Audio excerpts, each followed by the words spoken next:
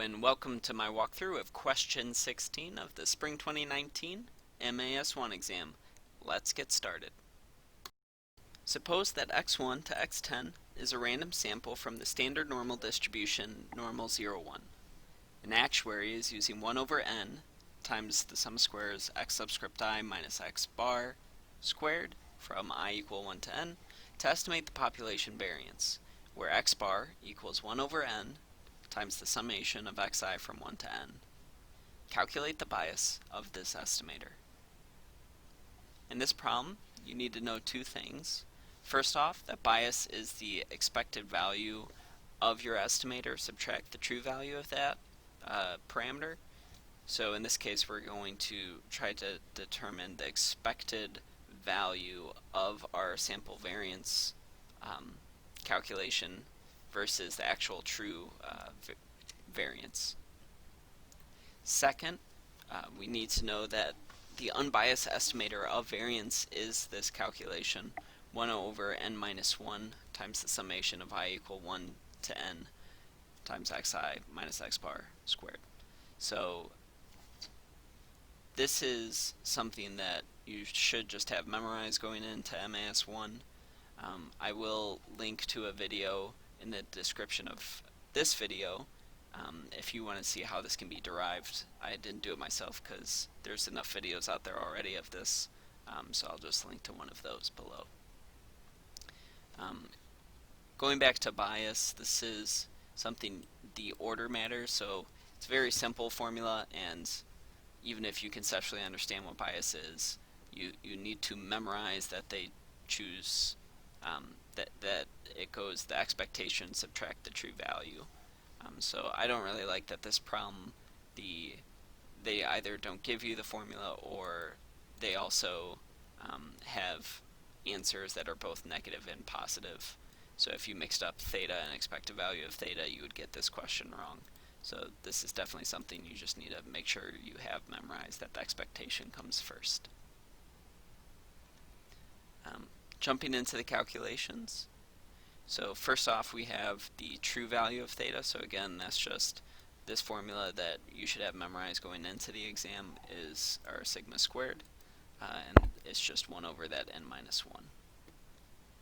Next, we have our expectation of our estimator, and so it's actually the exact same formula, but instead of n minus 1 in the denominator, we have n.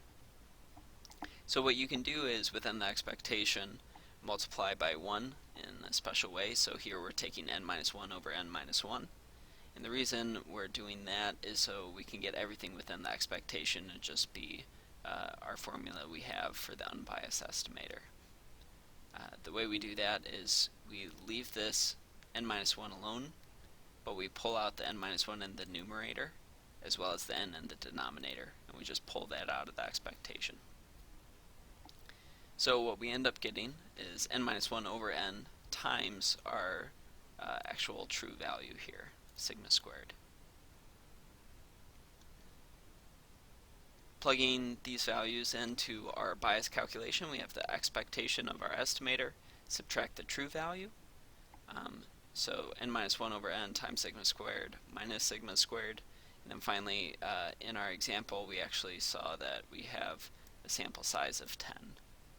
So plugging that in, 10 minus 1 over 10 times sigma squared. It's a normal 0, 1 distribution, shown here. And so we know that the true variance is 1. And then we also subtract that off. So our final solution is negative 0.1. And scrolling up, we see that that answer is B. One final bonus topic. So this bias is negative, so it's that we are typically underestimating our overall variation. Conceptually, the reason why you have this n minus 1, not the formal proof, but conceptually why this happens, is because in the true variance calculation, you don't want to use x bar, you want to use mu. What is the true population mean? And then you're calculating deviations from the true mean, and that's how you calculate variance. However, when we use X bar, we are artificially making that variation smaller, right? Because the amount your data varies from the true mean versus your sample mean. The sample mean is always going to be closer to the average of all your xi's than the true mean, or they're going to be the same if you happen to have the same sample mean as mu. But that's just to say this minus 1 is trying to take into account that extra degree of freedom that you're using up by using the X bar instead of the true mu. So that's it for today's video.